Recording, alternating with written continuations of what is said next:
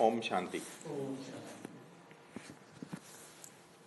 कल हमने acute disease management माना जो तीव्र रोग होते हैं उसमें फीवर मैनेजमेंट के ऊपर हमने बहुत अच्छा डिस्कशंस किया। तो बुखार जो है हमारा शरीर का मित्र है, शरीर से कचरा निकालने का, टॉक्सिन्स निकालने का प्रकृति का एक साधन है और बुखार हमारी बॉडी को हेल्प करता है बीमारी से, बैक्टीरिया वायरस से लड़ने के लिए या उसकी ग्रोथ को कम करने के लिए। ठीक है, आज हम तीव्र रोगों का जो सेकेंड स्टेप जो है शरीर को टॉक्सिन्स निकालने का प्रकृति का जो साधन है वो है सर्दी जुकाम। सर्दी जुकाम कफ, उसके बाद उसकी थोड़ी सी एक्सट्रीम होता है तो खांसी हो जाती है और उसका जब एक्सट्रीम थोड़ा सा स्टेज होता है तो वो टॉन्सिलाइटिस या साइनोसाइटिस, जिसमें नाक में कुछ ग्रोथ हो जाता है और हमें सांस लेने में दिक्कत आती है या गले में दर्द और पानी वानी गिरने में सब चीज में दर्द होता है, टॉन्सिलाइटिस हो जाती है। तो इसको हमें कैसे मैनेज करना है। तो सर्दी जुकाम के बारे में हम थोड़े से अच्छी बातें जान लेते हैं। सर्दी जुकाम जो है बॉडी का टॉक्सिन्स मैनेजमेंट करने का एक मैकेनिज्म है। जो खाना पेट में पचता नहीं है, जो खाना पेट में सड़ता है और शरीर में पड़ा रहता है, जब मौसम बदलता है। सर्दी जुकाम कब ज्यादा होती है लोगों को?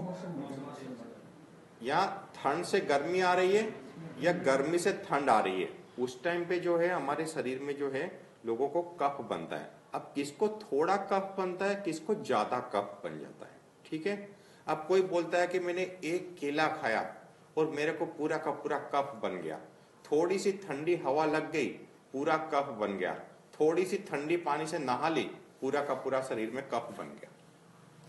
अब ये कफ बनता क्या है? जो लास्ट 3-4 महीने में हमने जो खाने में गलतियां की, जो खाने में हमने चिकनाई वाला खाना खाया, जो खाना हमारे शरीर में पचा नहीं, जो हमने एक्सेस मीठा खाया, ये सारे के सारे टॉक्सिन्स जिस रूप में शरीर में पड़ा था, जैसे मौसम का प्रभाव होता है, शरीर टॉक्सिन्स को बाहर कैसे निकालेगी?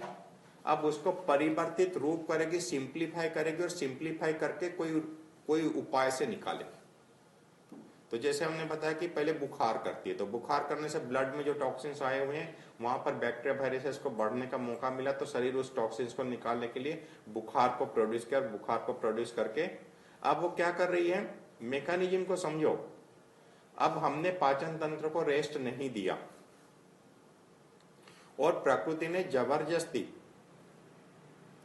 शरीर के पाचन तंत्र को, भूख की पूरी सिग्नल को बंद किया और बंद करके बुखार की एक थोड़ी सी सिम्टम्स को प्रोड्यूस किया और पाचन तंत्र को, लाइफ फोर्स एनर्जी को वो रिजर्व करके उस टॉक्सिन्स को, टोटल बॉडी के टॉक्सिन्स को जो है निकाल के बाहर फेंक देना चाहती है।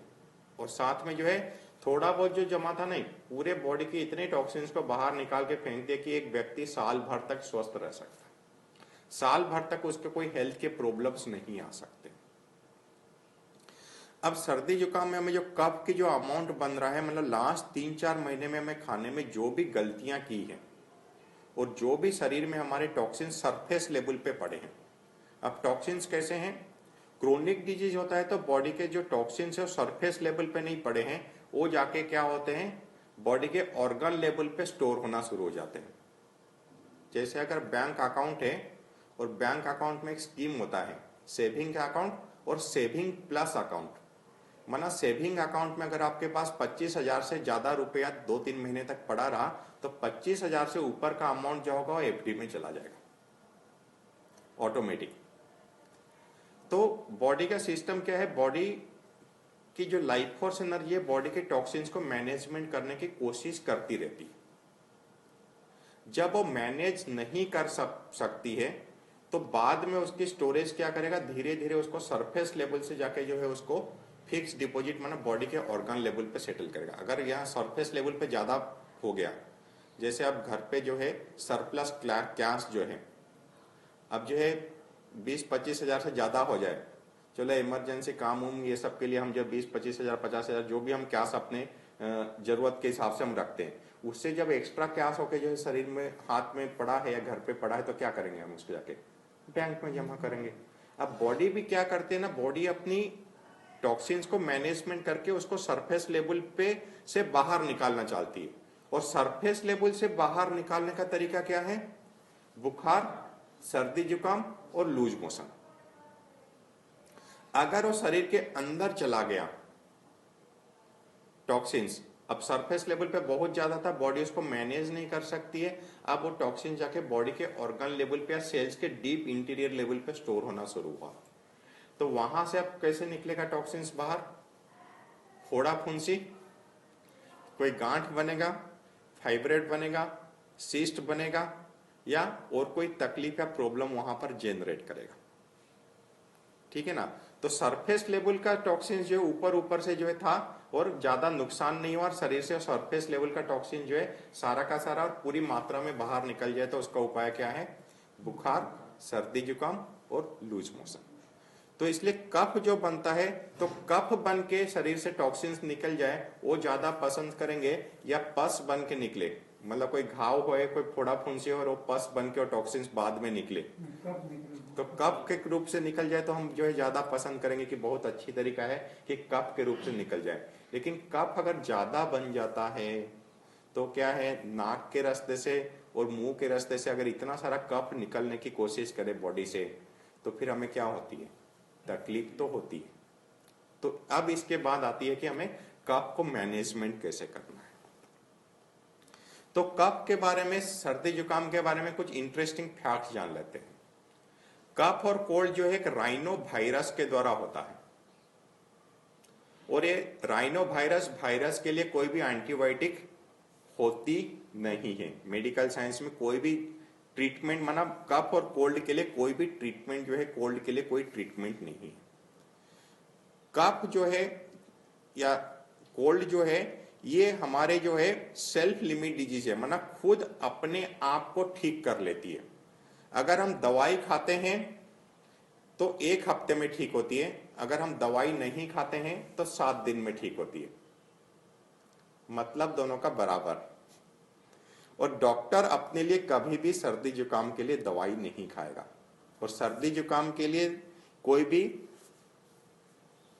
वैक्सीन नहीं बनी है और बन भी नहीं सकती है। ठीक है। और एंटीबायोटिक्स में दिक्कत ये होती है कि सर्दी जुकाम के लिए एंटीबायोटिक्स है नहीं, क्योंकि ये वायरल प्रॉब्लम है, लेकिन यहां पर डॉक्टर के प्रिस्क्रिप्शन में आपको एंटीबायोटिक मिल जाएगी।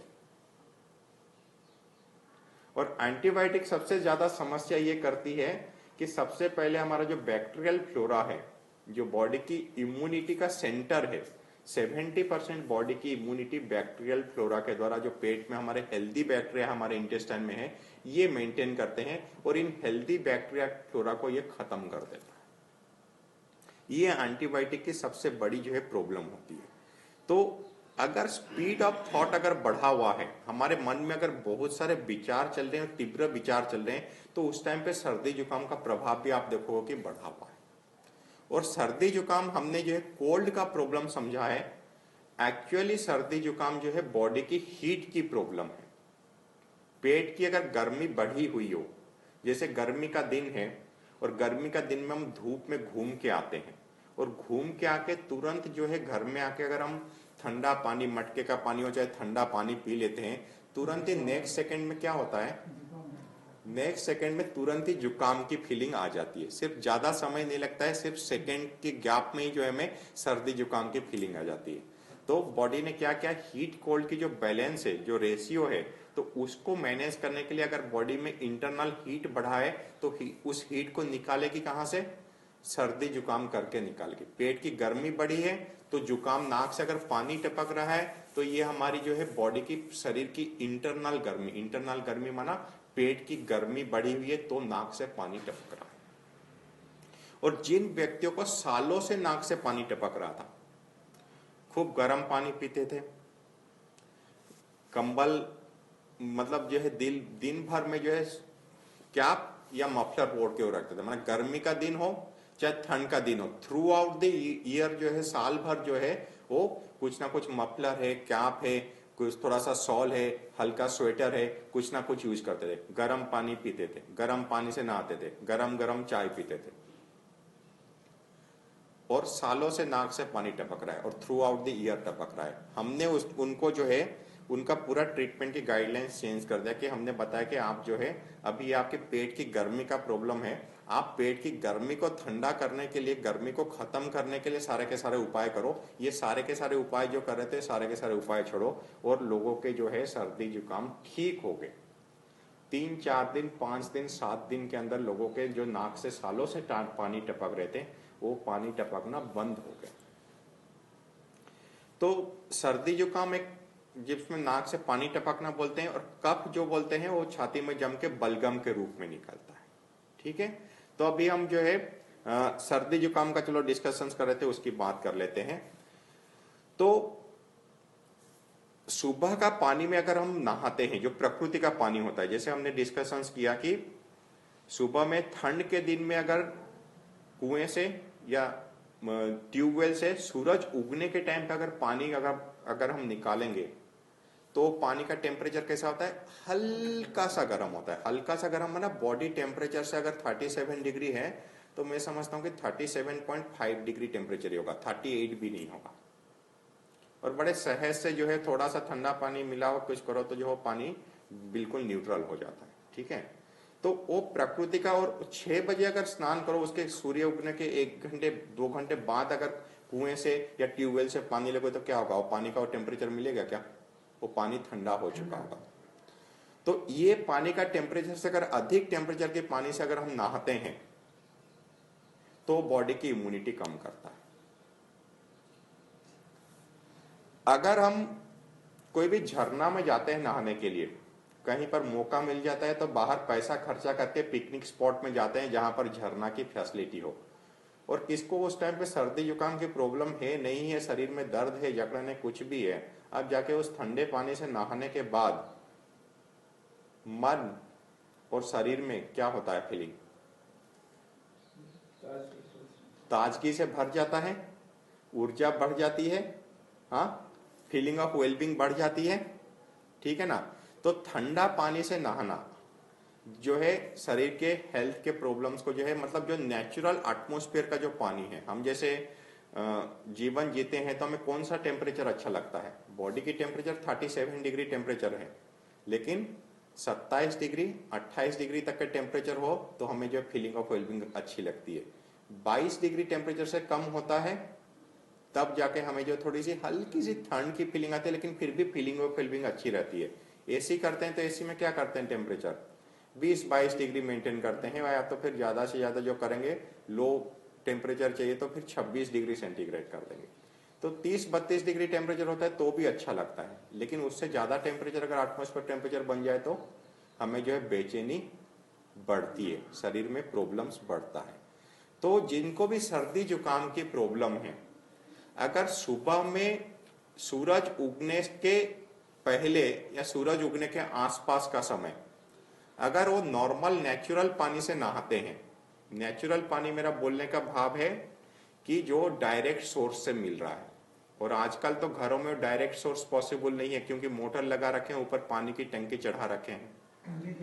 ठीक है ना, तो टंकी का पानी नेचुरल जो है पानी नहीं होता है, वो उसका टेम्परेचर जो है वो कुएं से जैसे पानी निकल रहा है तो गर्मी के दिन में पूरा ठंडा पानी निकल रहा है और ठंड के दिन में हल्का गर्म पानी निकल रहा है, वो लेकिन ऊपर का जो टैंकी से पानी आएगा पूरा ठंडा ही पानी आएगा।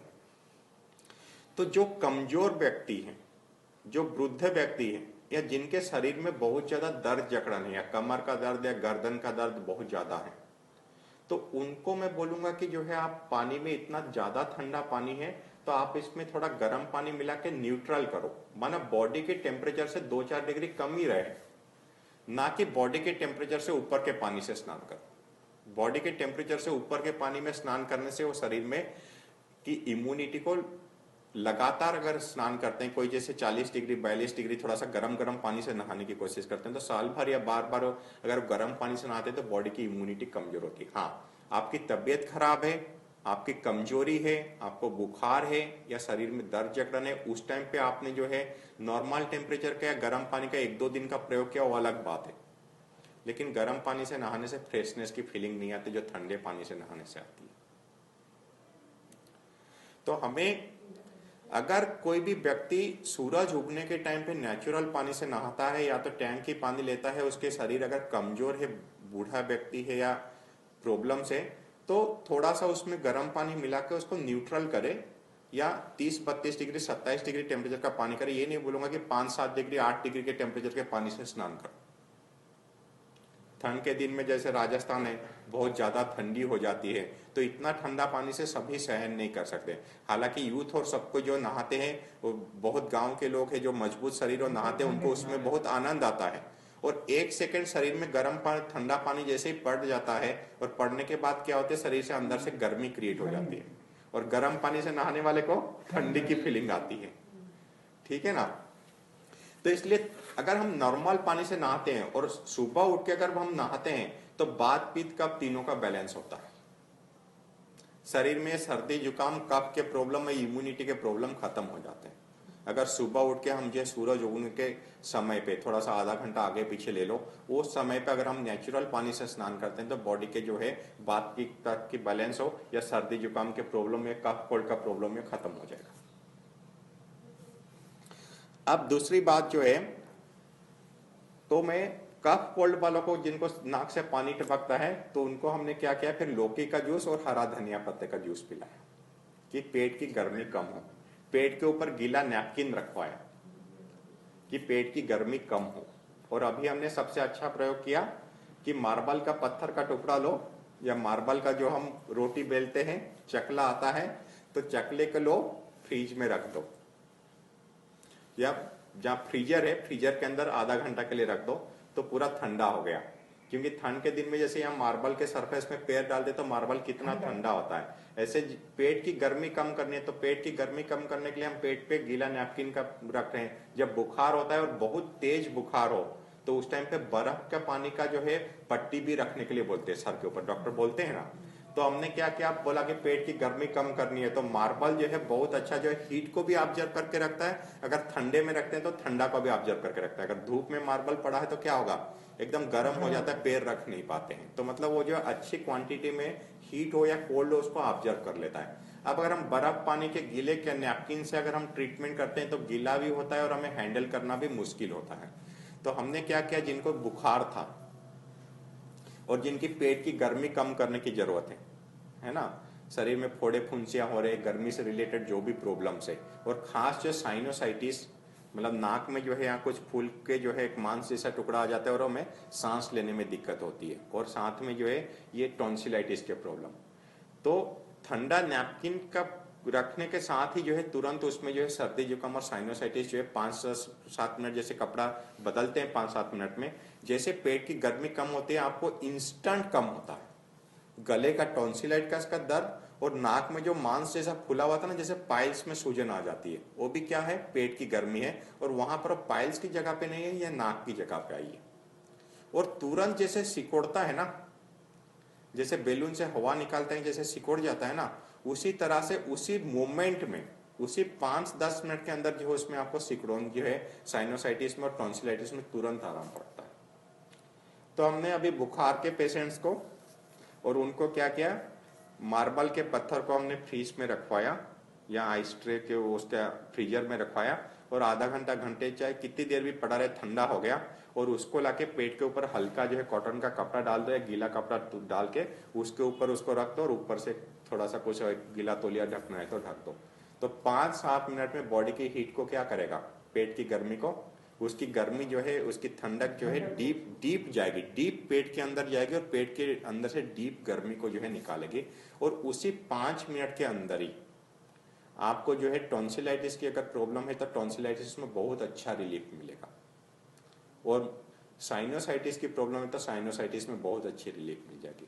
फिर आप सुबह जो है नॉर्मल पानी से स्नान करो, और पेट की गर्मी को कम करने वाला डाइट सिस्टम ले लो, जिसमें कि मैंने जैसे बताया लौकी की जूस लो, लौकी की सब्जी खाओ, है ना, धनिया पत्ता की ये खाओ, धनिया पत्ते का जूस लो, या अपना जीरा धनिया सौंफ का पानी, जैसे तीनों को 1-1 चम्मच लेके हमने रात को पानी में भिगो दिया और सुबह उठ के उसका पानी पी लिया, तो ये भी शरीर की गर्मी को कम करता है, डाइजेशन को अच्छा करता है। तो ये सब उपाय को जैसे हमने अपनाया, और उस टाइम पे हम क्या करते हैं ना, जिनको सर्दी जुकाम खांसी की प्रॉब्लम बहुत ज़्यादा रहती है, या बच्चों में है चाहे बड़ों में है, और दवाइयाँ या उपचार करने के बाद ठीक नहीं हो रहा है, तो उस टाइम पे उनको थोड़े समय के लिए दूध बंद कर देना चाहिए।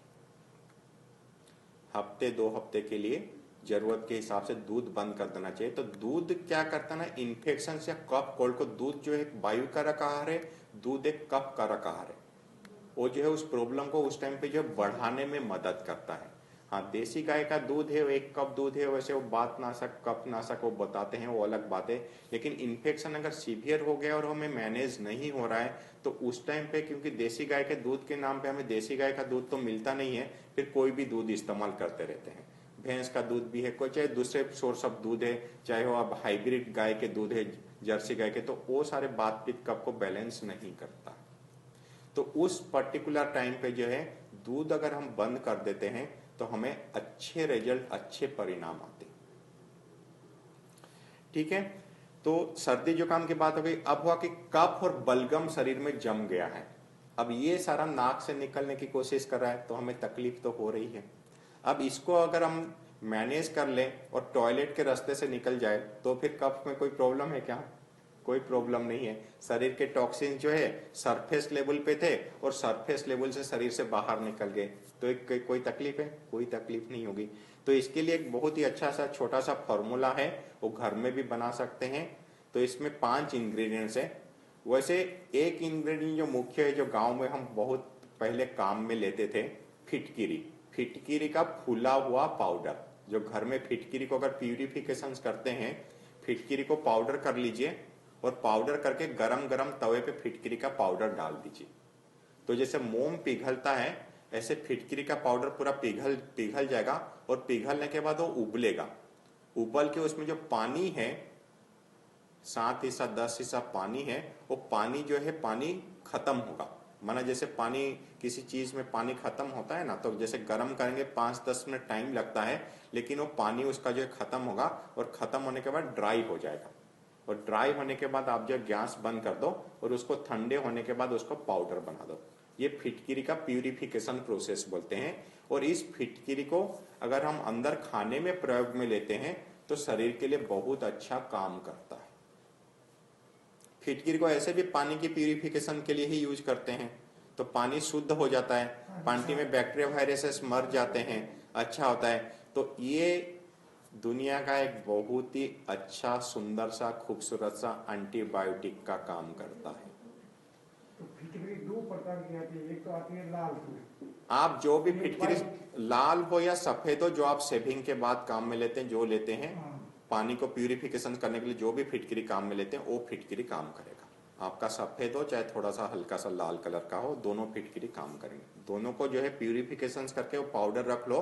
अगर आपको कफ बहुत ज्यादा बनी है, टॉन्सिलाइटिस के प्रॉब्लम है, सर्दी जुकाम है, इवन की दांत में ठंडी गर्मी लग रही है, तो भी अगर हम उसको इस्तेमाल करते हैं, थोड़ी सी फिटकिरी अगर हम इस्तेमाल कर लेते हैं, तो फिटकिरी हमारी ये सारी प्रॉब्लम को खत्म कर सकता है। हमारा कफ के इन्फेक्शंस को, लंग्स के इन्फेक्शंस को, पेट में अल्सर से प्रॉब्लम से, क्योंकि फिटकिरी जो होता है अल्कलाइन नेचर का होता है, और ये हमारे कफ को डाइजेस्ट करके टॉयलेट से निकाल देगा। इन्फेक्शंस को जो है, पेट के अंदर ब्लीडिंग हो रही है, कोई इन्फेक्शन से, पेट की भी समस्या, तो भी उसको भी दूर करेगा। लंग्स की समस्या दूर करेगा।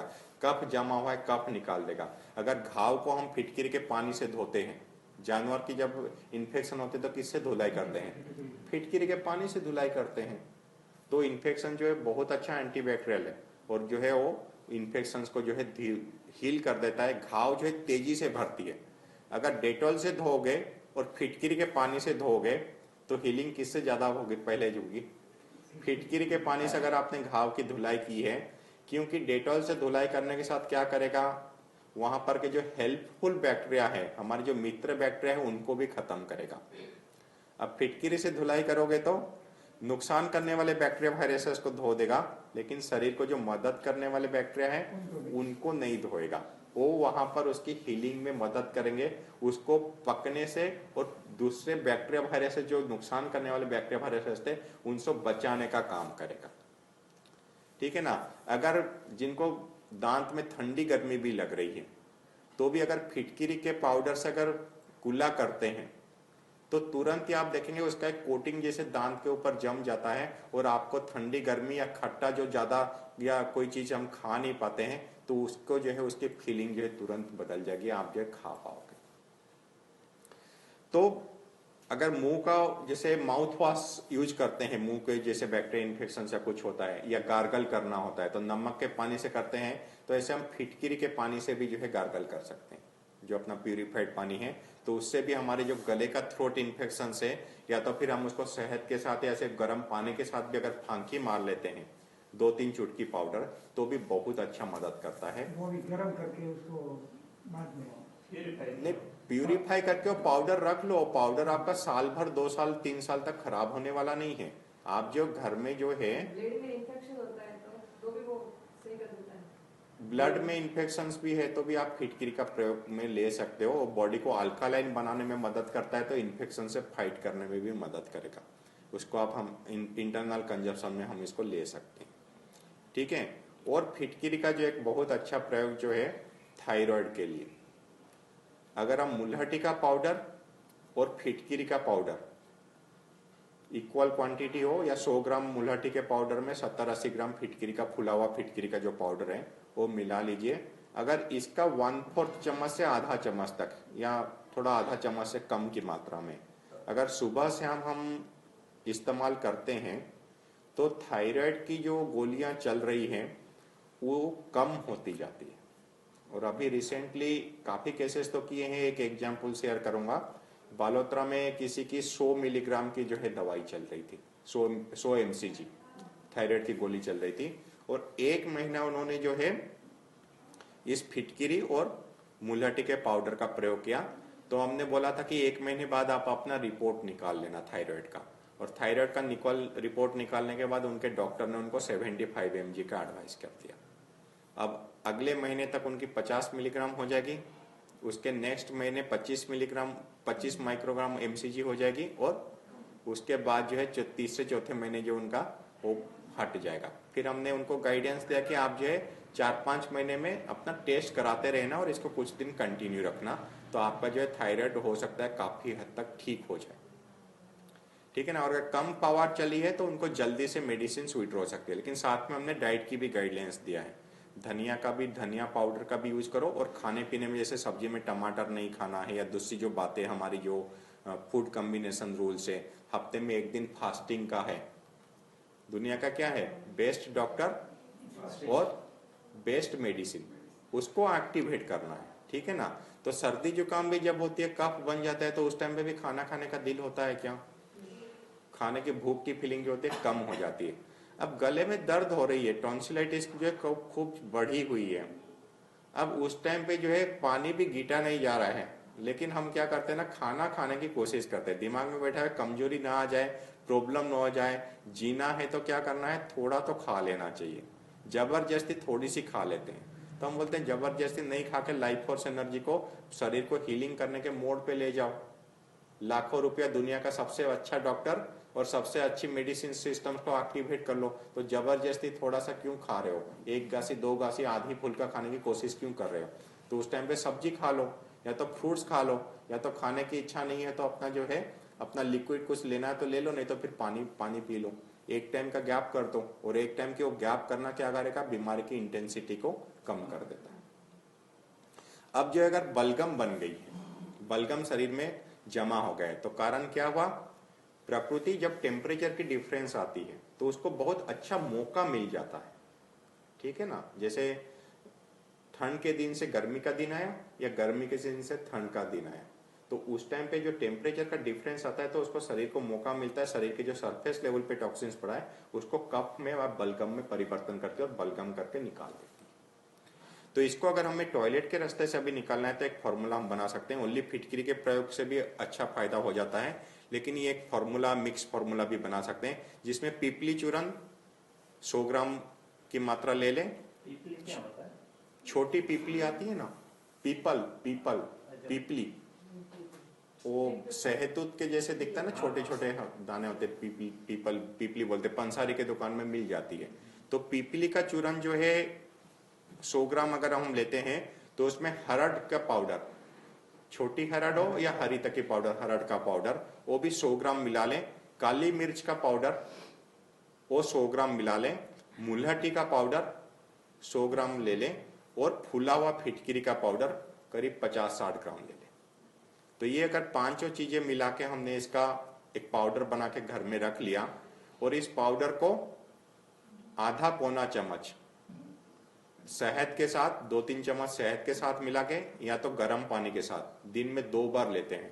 खाली पेट भी ले सकते हैं या खाने के बाद भी ले सकते हैं। तो ये पाउडर का जो मिक्सचर है सारे कफ को टॉयलेट के रास्ते से निकालने में मदद करेगा। नाक के रास्ते से निकलने की जो प्रॉब्लम है वो नहीं रहेगी। तो इसको, इस पाउडर की फॉर्मूला को सर्दी जुकाम में, कफ में, ये टॉन्सिलाइटिस के प्रॉब्लम है, साइनोसाइटिस के प्रॉब्लम है, तो ये सभी जगह पर इस पाउडर को हम जो इस्तेमाल कर सकते हैं। और छोटे बच्चे हों तो भी उनकी मात्रा उम्र के हिसाब से दे दीजिए, बड़े हैं तो अपना जो है आधा चम्मच से 1 चम्मच तक की मात्रा दिन में 2 बार ले सकते हैं। तो इससे सारा का सारा कफ जो है हमारे टॉयलेट के रास्ते निकल जाएंगे। और ये फॉर्मूला बहुत बहुत बहुत इफेक्टिव है। मैं तो बताता हूँ कि ये फॉर्मूला आप बना लो और आपको जो है, आप इसका जो है छोटे छोटे डब्बे में, फिर जो 30-40 ग्राम के डब्बे में पैक कर लो और आप बेचना शुरू करो, आपका ब्रांड बन जाएगा। क्योंकि ये हमने 15-20 साल से हम इसको एप्लीकेशंस में ले रहे हैं और इसके 100% रिजल्ट है।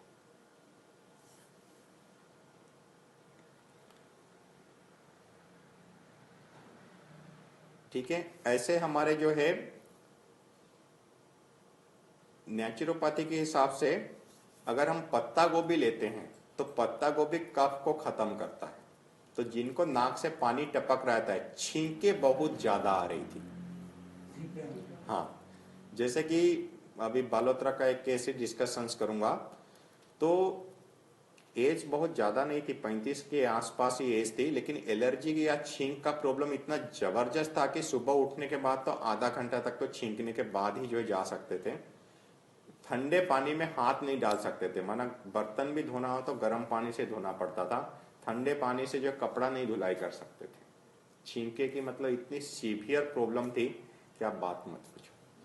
तो ये कफ पाउडर बना के दिया, डाइट में चेंज किया, सब्जी में टमाटर बंद किया, क्योंकि खाना पेट में सड़ रहा है तो बाद में जाके क्या बनेगा, कफ बनेगा, एलर्जी की प्रॉब्लम बनेगी, क्योंकि बॉडी की इम्यूनिटी है तो उसको निकालेगी कहाँ से। खाना तो उस व्यवस्था से सड़ तो गया जो हमने गलत व्यवस्था से खाया, तो निकलेगा कहाँ से। तो छींक कर रहा है, इम्यूनिटी हाइपर एक्टिव हो रखी है। ठीक है, तो और बाद में लीवर क्लीन कराया उनको 1 दिन का। और लीवर क्लीन करने के साथ हमारे बॉडी के 5 साल में जितने टॉक्सिन्स एक्यूमुलेटेड हैं या जो एलर्जी पार्टिकल्स पड़े हैं, वो एलर्जी पार्टिकल्स बॉडी में निकल जाते हैं। तो डाइट के चेंज के साथ, कफ पाउडर के साथ भी उनको काफी अच्छा फायदा हुआ था। लेकिन जैसे ही लीवर क्लीन कर लिया, तो लीवर क्लीन करने के साथ ही उनको जो है हफ्ते 10 दिन में 70 से 80% की आराम पड़ गया। उनकी दिनचर्या जो है नॉर्मल हो गई, माना अभी कपड़े भी ठंडे पानी से धो पा रहे हैं, बर्तन भी धो पा रहे हैं, सुबह उठते भी इतनी ज्यादा कोई छींक की प्रॉब्लम नहीं है। और बाद में जैसे वो इसको फॉलोअप में लिए तो बाद में महीने 1.5 महीने बाद और भी उसमें और भी सुधार होता गया। तो और हमने पहले दिन कुछ व्यक्तियों को क्या किया कि हमने बोला कि आप जो है सिर्फ पत्ता गोभी की सब्जियां खाओ। पत्ता गोभी में कुछ मिक्स करना है तो सब्जी मिक्स कर लो। जैसे सब्जी बनाते हैं, जीरा, धनिया, हरी मिर्च, हल्दी, थोड़ा सेंधा नमक डाल के जैसे सब्जी बनाते हैं, सब्जी बनाओ। और सब्जी बना के दिन में 2-3 कटोरी सब्जी खानी है और दिन में 3-4 बार खा लेनी। जैसे सुबह 8 बजे, सुबह 11 बजे, दोपहर को 2 बजे और शाम को 5 बजे 2-3 कटोरी, जितनी आपके भूख के हिसाब से जितनी इच्छा है उतनी जो है आप पत्ता गोभी की सब्जी खा लो। और रात को फिर सब्जी के साथ रोटी खा लो। एक दिन में जो होता है गणित बदल देता है।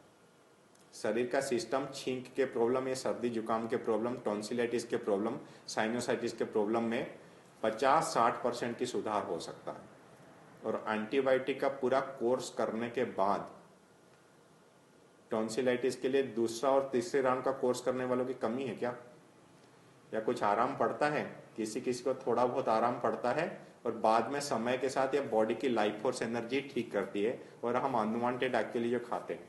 अगर आप खाने को फास्टिंग कर लिया या पत्ता गोभी की सब्जी खा ली मैं तो इवन की शरीर की गर्मी को कम करने के लिए खीरा भी खिलाता हूँ कि 3-4 एक आधा खीरा खाओगे शरीर की गर्मी कम करके उसका इफेक्ट नहीं आएगा। उसका मेडिसिनल डोज अगर थेरापीटिक डोज में खाना है तो आप 4 खीरा खा लो, और 4 खीरा शरीर की पेट की गर्मी को खत्म कर देगा। और पेट की गर्मी खत्म करने के साथ जो है आपको तुरंत जो है साइनोसाइटिस के प्रॉब्लम में, टॉन्सिलाइटिस के प्रॉब्लम में, उसमें आपको अच्छा फायदा होगा। ठीक है, ऐसे अनार है, पपीता है, अगर दोनों मिला के खाते हैं ये भी कफ को खत्म करता है। और पत्ता गोभी के साथ अगर हम शिमला मिर्च और गाजर को भी मिलाते हैं तो ये भी हमारा जो है कफ को खत्म करने में मदद करता है। अंजीर कफ को खत्म करने में बहुत अच्छा मदद करता है। खजूर भी कफ को खत्म करता है, क्योंकि खजूर भी हमारे इन्फेक्शन को फाइट करने में, वो सब में बॉडी को एनर्जी देने में मदद करता है।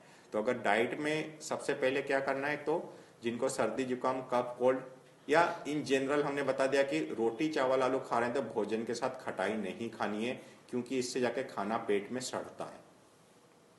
तो ये चीज को अवॉइड करनी है। और इस चीज को अवॉइड करने के साथ जो है अगर हम गाजर, पत्ता गोभी, शिमला मिर्च, अनार, पपीता, खजूर, अंजीर ये सबको डाइट में अगर सम्मिलित कर लेते हैं तो और भी क्विक रिजल्ट आता है। और इसके साथ अगर हमने प्रकृति के नियम को एडिशन कर लिया कि हमें थोड़ा समय शरीर की जो अंदरूनी ऊर्जा है, जो लाइफ फोर्स एनर्जी है, उसको हमारी सर्दी जुकाम कफ को मैनेज करने के लिए, अपनी एलर्जी प्रॉब्लम को खत्म करने के लिए अगर समय दे दिया, और जिसको सीवियर प्रॉब्लम्स है तो लीवर क्लीन, ठीक है ना। तो इसके साथ जो है सर्दी जुकाम कफ कोल्ड, साइनोसाइटिस, टॉन्सिलाइटिस बहुत ही सहज तरीके से मैनेज कर सकते हैं।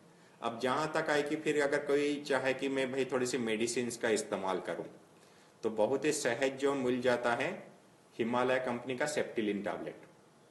तो सेप्टिलिन टैबलेट खाने से भी लोगों के टॉन्सिलाइटिस में जो है बहुत अच्छे आराम पड़ जाते हैं। उसके लिए कोई एंटीबायोटिक खाने की जरूरत नहीं है। एक साउथ में नागार्जुना करके कंपनी है, उसकी एक चटनी आती है, उस चटनी का नाम है एल्ला दस्समुलादे लेयम। एक छोटी सी चटनी की शीशी आती है, उसमें 20 ग्राम करीब चटनी होता है, जैसे च्यवनप्राश होता है ना चाट के खाते हैं, वैसे चटनी टाइप की होती है। एंड उस चटनी में एक स्पेशल तरह का काली मिर्च साउथ का यूज होता है, और उसका इफेक्ट जो है 15 सेकेंड में आता है। उस चटनी को जीभ में चाटने के साथ, और सिर्फ 25 रुपए की छोटी सी डब्बी आती है, एक डब्बी जो है 2-3 लोगों को उसके टॉन्सिलाइटिस प्रॉब्लम को ठीक करने के लिए कर सकती है। या जिनको कफ भी जमा होता है ना, शरीर से कफ नहीं निकल रहा है, तो कफ भी निकालने में मदद करता है। जैसे सूखी खांसी आ रही है या बलगम जमा हुआ है, या दमे के पेशेंट है तो उनका कफ जमा हुआ है, तो कफ निकालने में भी मदद करता है। तो ये चटनी को अगर हम थोड़ी सी उंगली में लेके या 1/4 चम्मच अगर दिन में 3-4 बार चाट लेते हैं, तो उसको मुंह में टच करने के साथ ही 15 से 20 सेकंड में जो होता है उसके असर आने शुरू हो जाते हैं। और टॉन्सिलाइटिस के प्रॉब्लम में जो तुरंत ही गले में बहुत अच्छा आराम आता है। मतलब इस दवाई को अगर हम अपने काउंटर पे हम अपना सेल करते हैं तो हमने इंटरनेशनल कस्टमर्स बना लिए हैं, परमानेंट कस्टमर्स बना लिए। इसके रिजल्ट इतनी फास्ट है, इतना अच्छा है कि दुकान में बैठे हैं वहीं पर ही चटा रहे हैं, वहीं पर ही 1 मिनट के अंदर ही रिजल्ट आ रहा है। ठीक है ना। कल भी जैसे हमने माइग्रेन में एक लिक्विड दिया था थोड़ा सा, और बहन आई थी हॉस्पिटल से, तो माइग्रेन की सीवियर प्रॉब्लम थी, तो एक छोटा सा ऑयल आता है, उस ऑयल जो है वो भी 15 सेकेंड में असर दिखाता है, सूर्य प्रकाश ऑयल करके। ठीक है, तो ऐसे जो है, तो सेप्टिलिन से तो हम एंटीबायोटिक्स देके हम ट्रीटमेंट करने की कोशिश कर रहे हैं। सर्दी जुकाम में एंटीबायोटिक की जरूरत नहीं है, फिर भी एंटीबायोटिक दे रहे हैं। टॉन्सिलाइटिस हो गई उसमें एंटीबायोटिक दे रहे हैं। साइनोसाइटिस हो गई उसमें भी एंटीबायोटिक लिख के ट्रीटमेंट कर रहे हैं। साइनोसाइटिस का ऑपरेशन कराने के बाद साइनोसाइटिस किसका ठीक हुआ है? मोस्ट ऑफ द केसेस में जो है उनको रिपीट प्रॉब्लम्स होती ही रहती है, और ज्यादा दिन के बाद नहीं, 15-20 दिन, महीने के बाद उनको प्रॉब्लम जहां था वहीं पर ही होती। और जबकि बॉडी को सिर्फ ठंडी गर्मी के बैलेंस को समझते हुए, उसको सिर्फ मैनेज करते हुए ये टॉन्सिलाइटिस और साइनोसाइटिस के प्रॉब्लम जो पूरी तरह से सॉल्व हो जाते हैं। अब जो है डाइजेस्टिव डिजॉर्डर तो बहुत ज्यादा सबसे बड़ी लिस्ट है, लेकिन इसमें भी अभी हम जो सबसे ज्यादा डिस्कशंस करेंगे डायरिया। कि लूज मोशंस हो जाए तो उसको हमें कैसे मैनेज करना है। अब लूज मोशंस किसको प्रोड्यूस करके तो बताओ, किसका थोड़ा लूज मोशंस करा के बताओ, किसको सर्दी जुकाम थोड़ा सा बना के तो दिखाओ, किसी का बनेगा? बना कौन रहा है? बॉडी बना रही है। लूज मोशंस किसको किसको बोलो भाई आज आपका लूज मोशन करके बताओ, तो क्या बोलेगा? पेट को बिगाड़ना पड़ेगा तब लूज मोशन होगा, बाकी ऐसे लूज मोशन हो सकता है क्या? ऐसे किसको बोलेंगे कि आप सर्दी जुकाम इस व्यक्ति का करा के बताओ, हो जाएगा? नहीं होगा। मतलब बॉडी जो है, बॉडी हमारी इंटेलिजेंट डॉक्टर है, इंटेलिजेंट मैकेनिज्म है ना, ये सारी बातों को समझ रहा है। अब पेट में जब बदहजमी हो जाती है, कोई फूड पॉइजनिंग हो जाती है, तब जाके लूज मोशन होता है, उल्टी आती है। बाकी ऐसे किसी को लूज मोशन जो है नहीं हो सकता है, ठीक है ना। तो बॉडी की पूरी मैकेनिज्म है। अब खाना खाया, अब गर्मी के दिन में फूड पॉइजन के केसेस बढ़ जाते हैं, ठीक है। अब फूड पॉइजन के केसेस बढ़ने का जो कारण है, अब इसको थोड़ा सा अच्छे से समझिए। अभी एक व्यक्ति ने जो है लेट एक समोसा खाया। अब समोसा में उसने अपने आंखों से देखा, मुंह से टेस्ट किया, नाक से सूंघा, लेकिन फूड जो है, खाना जो है, उसके अंदर जो आलू था, आलू बिगड़ा हुआ था, उसको समझ में नहीं आया और वो समोसा खा लिया। लेकिन समोसा खाने के बाद अब उसकी प्रोसेसिंग टाइम कितनी है? पेट के अंदर 3-4 घंटे उसका रस बनने का प्रोसेस बनेगा और बाद में छोटी आंत में जो है, छोटी आंत से गुजरेगा, तो 5 घंटा टाइम उसको लगना है उसको पचने के लिए। अभी जैसे गर्मी के दिन में होता है, खाना खराब नहीं हुआ है, लेकिन 3 घंटे बाद 2 घंटे बाद वो खाना को बिगड़ जाना है। सब्जी जैसे बनाते हैं, तेज गर्मी है तो 3-4 घंटे में भी कभी कभी खराब हो जाते हैं, ठीक है ना। अब तेज गर्मी है, हमने जो है अभी जो खाना खाया, वो खाना खाने के टाइम पे उसमें जो है इतना प्रॉब्लम था नहीं, हालांकि प्रॉब्लम जनरेट हो गया था, लेकिन जो एक प्रॉब्लम की कंसिडर लेवल होने के बाद उसमें खटास आ जाती है, उसमें जो चिकनाहट आ जाता है, लेकिन वो लेवल तक नहीं पहुंचा था, लेकिन वो लेवल का प्रोसेस उसमें चल रहा था और हमने खा लिया। अब पेट में आधे घंटे के बाद वो प्रोसेस पहुंच गया, खाना पूरा पचा नहीं था और प्रोसेस में पहुंच गया कि वो खाना जो बिगड़ने वाली स्टेज हो के, जो हमें चिकनाहट या उसमें खटाई या जो चीज नजर आती थी, बाहर से नजर आ जाती थी, हम फिर उसको खाते नहीं है, फेंक देते हैं, लेकिन उस प्रोसेस में वो खाना पचने के ड्यूरेशन में पहुंच गया। अब बॉडी क्या करेगा? अब बॉडी इतना इंटेलिजेंट सिस्टम है कि उसको पेट में अगर है, पेट में अगर प्रोसेस बन रहा है, पेट में ही है, तो पेट में उसको अटका देगा और अटका के उसको उल्टी करके निकालने की कोशिश करेगा। जैसे किसी किसी को बदहजमी हो जाती है, क्या होता है, रात को खाना खाया, अब रात को अगर हम हरी सब्जियां खा लेते हैं, हरी सब्जियां रात को नहीं खानी चाहिए, रात को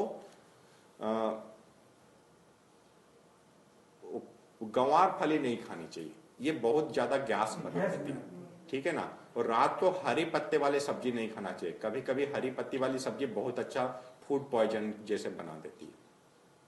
और रात को अगर हमने एक खाना खाया, किसी कारण से बदहजमी हो गई है, तो उल्टी लोगों को रात को 2 बजे या सुबह 5 बजे हो रहे, 5 बजे पूरा का पूरा खाना जैसा खाया था वैसा का वैसा खाना निकल रहा है। मतलब बॉडी की मैकेनिज्म देखो, 4-5 घंटे में रस बन के उसको जो है छोटी आंत में उसको मूवमेंट कर देना चाहिए, लेकिन अभी रात भर उसने उस सिस्टम को अटका के रखा और पेट में ही उसको अटका के रखा, माना उसको खाने का हजम होने का प्रोसेस भी नहीं हुआ और उसको शरीर ने उसको नीचे जाने भी नहीं दिया, उसको अटका के रखा।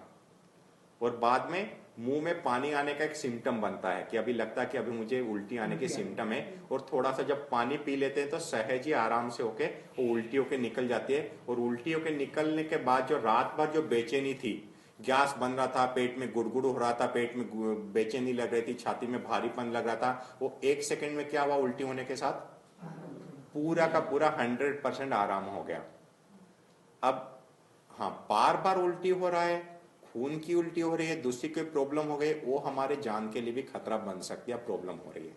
लेकिन आमतौर पर एक आधा उल्टी हो जाती है, बदहजमी हमारी निकल जाती है, तो ये कोई प्रॉब्लमेटिक है क्या? अब मान लो कि ये खाना जो है अब प्रोसेस होके छोटी आंत में उतर गया था, अब इसके बाद तो उल्टी होके तो नहीं निकल सकती है। अब क्या करेगा शरीर? लूज मोशन करके निकालेगा, क्योंकि उसके जो है टॉक्सिन्स जो है ब्लड में ना मिले उसकी भी ध्यान करेगा, उसके न्यूट्रिशंस को या टॉक्सिन्स को ब्लड में ना मिले, इसलिए लूज मोशंस करके निकलेगा।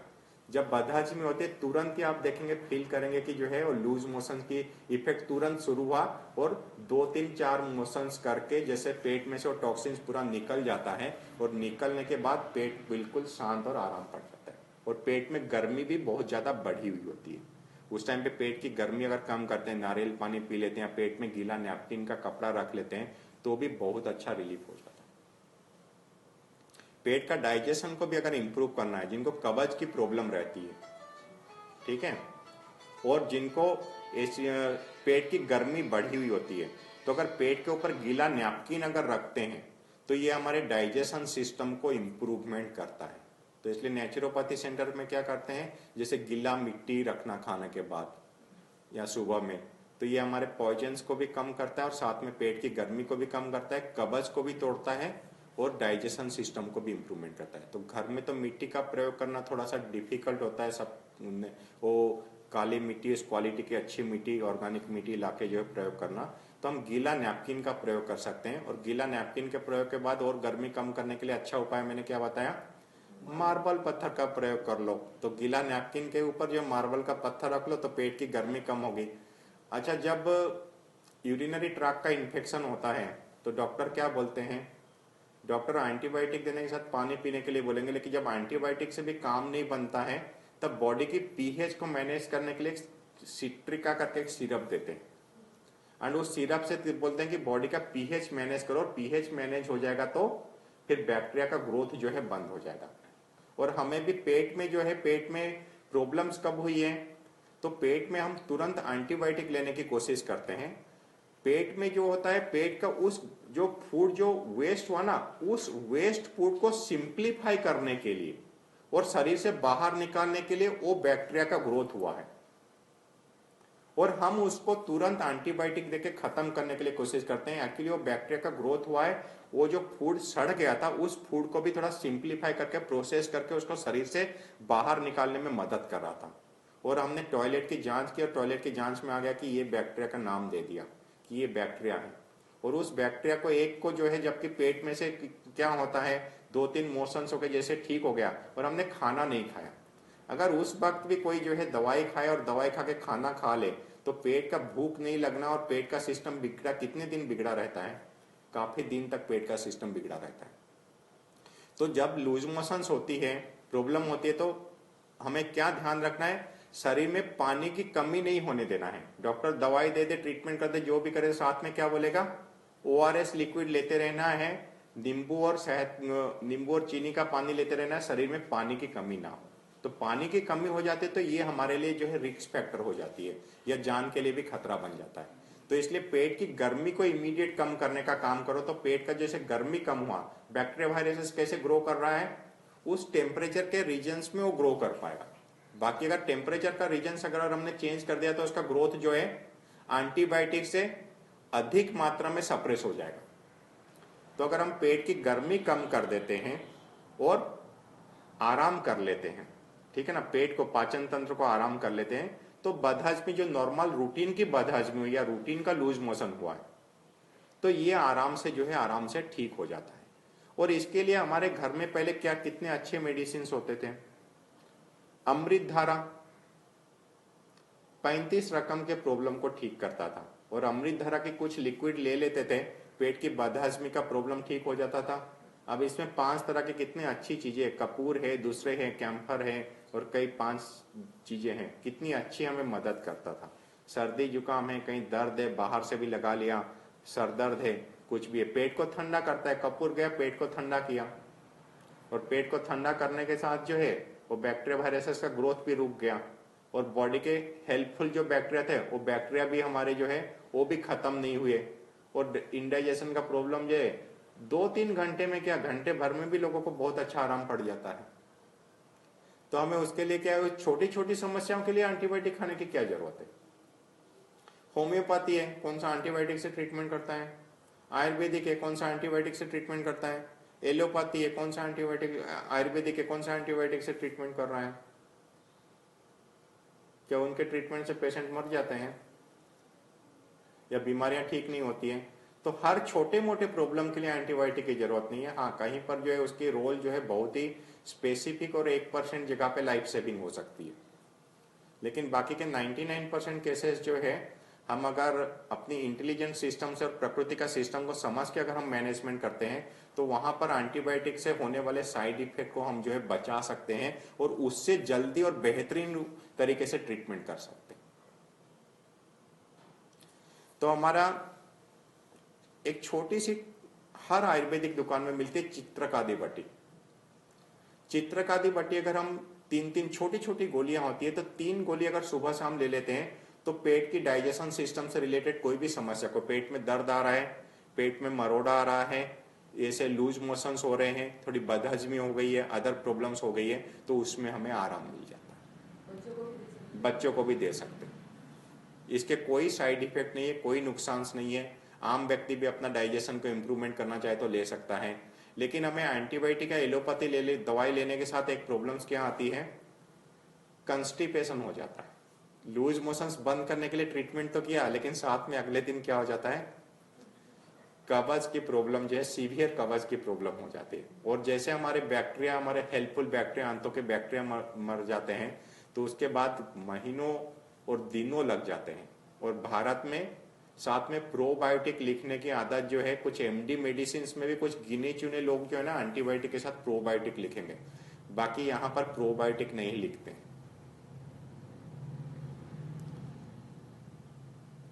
तो यूज करना है तो भी सेफ्टी गाइडलाइंस के साथ यूज करना है। और जहां तक अगर उसके अलावा ट्रीटमेंट के गाइडलाइंस उपलब्ध है और सहज है और गारंटेड है तो हमें हर छोटे मोटे प्रॉब्लम के लिए एंटीबायोटिक यूज ना करें, मैं उसके सजेशंस दूंगा। ताकि क्यों ये जानकारी नहीं है तो हम तुरंत क्या करते हैं ना, तुरंत जाके जो है सहज उपलब्ध है, सहज कंसल्टिंग अवेलेबल है, तुरंत ही हम जो है मेडिकल स्टोर पे चले जाते हैं। तो आयुर्वेदिक स्टोर पे भी जाके हम बोल सकते हैं भाई क्या आपके पास क्या आयुर्वेदिक दवाई है क्या।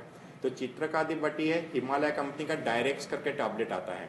तो डायरेक्ट टैबलेट भी जो है हमारे लूज मोशन से या पेट में बदहजमी या पेट में मरोड़े है, ये सब प्रॉब्लम को कर सकता है। और सबसे सहज भारत में हर जगह में हर कोने में चित्रकादि बट्टी भी मिल जाएगी। और ये हमारा अमृत धारा, और अमृत धारा जैसे दूसरी कंपनी की भी काफी सारे प्रोडक्ट्स आते हैं, सेम कंपोजिशन के करीब करीब प्रोडक्ट होते हैं।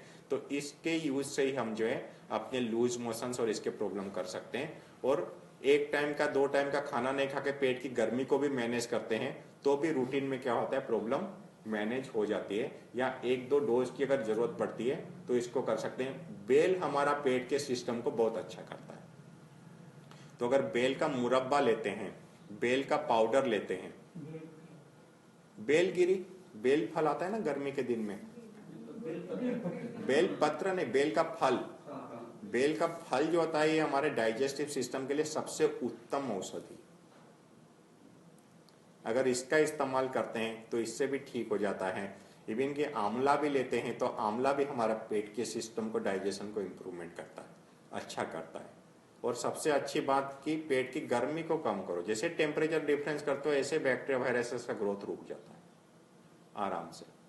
तो लूज मोशंस, सर्दी जुकाम, कफ कोल्ड, साइनोसाइटिस और टॉन्सिलाइटिस, ये प्रॉब्लम्स को मैनेज करना कोई डिफिकल्ट है, आराम से कर सकते हैं, घर में कर सकते हैं, बेहतरीन तरीके से कर सकते हैं और परमानेंट कर सकते हैं। ठीक है, ओम शांति।